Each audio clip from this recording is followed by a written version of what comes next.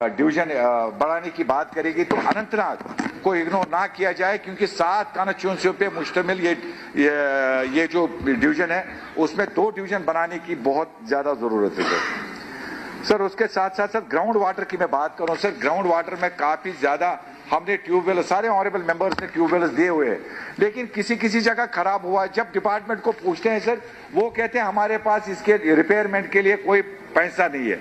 तो मैं चाहूंगा कि ऑनरेबल मिनिस्टर साहब इसको देखिए सर, नया खोदने की उस जगह जरूरत ही नहीं है। अगर वो पुराना जो है हमारा जहां पे 90 कॉन्स्टिट्यूंसी में उनको ठीक करते तो मुझे लगता है काफी ज्यादा हमें इससे राहत की सांस लेते हैं हम सर।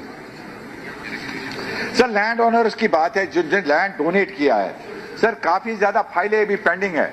उनकी जमीन भी गई, ना उनको नौकरी मिल रही है ना कुछ। अब किसी जगह अगर वो जिसने लैंड डोनेट किया अगर वो उसकी डेथ हुई है, उसके बेटे को अब उसकी जगह नौकरी नहीं दी जाती है, तो कई सारे केसेस ऐसे हैं। तो मैं अदबन गुजारिश करूंगा कि इस पे नजरसानी करने की जरूरत है सर। जहां तक फॉरेस्ट की बात है सर, कश्मीर नोटिस, मुझे याद है मियां साहब फॉरेस्ट मिनिस्टर थे, तो तब मैं अपर हाउस का मेंबर था, 2009 की बात है सर।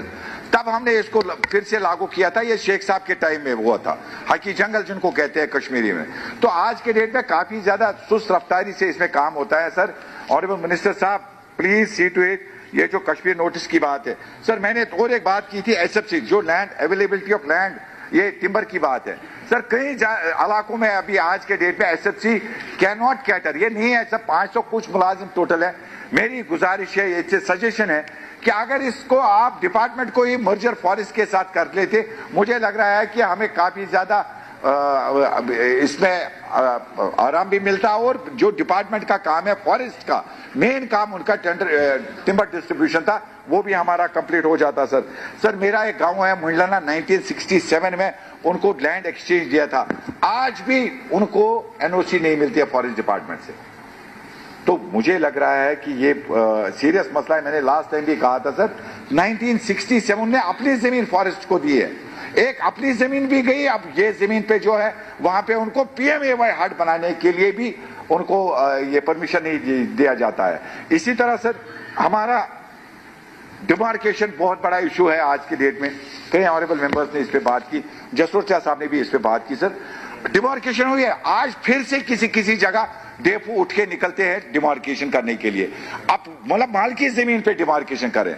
मेरे कुछ एरियाज हैं जहां पे आज डिमार्केशन चल रही है सर, लीन दजन है, शेखपुरा है, नाला ओवरा है, बीर सिरन, लिद्रू, खयार, हापतनाड, यशनाड, रिश्कुलबल, मंडलना, प्रिस्टलना, ग्रंथवन, मामल और हामनाडी, इनमें आज फिर से नई डिमार्केशन हो रही है। मुझे समझ ही नहीं आ रहा हर वक्त ये जमीन कहां से बढ़ जाती है, या हर साल आते हैं डिमार्केशन करने के लिए।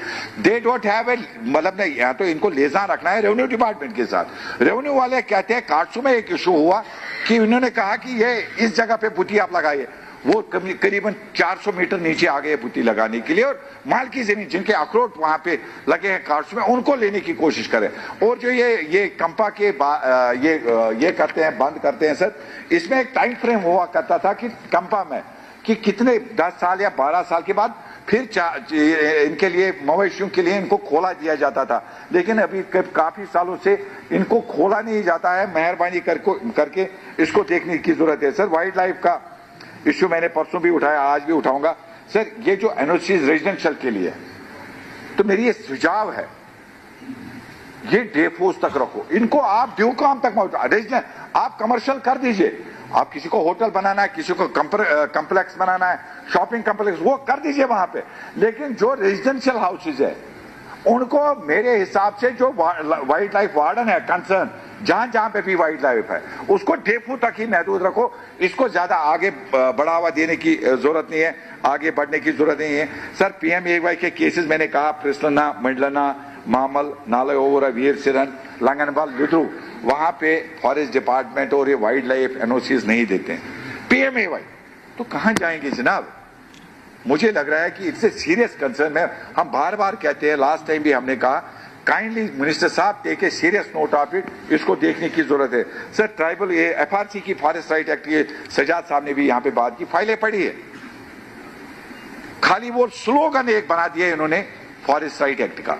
तो मुझे लग रहा है कि उसको अमली जामा पहनाना, इस डिपार्टमेंट के लिए अवलीन फर्ज है। जितने भी जहां जहां डीसीएस के ऑफिस में वो फाइलें पड़ी है, मेहरबानी करके उनको वो क्लियर कर दीजिए सर।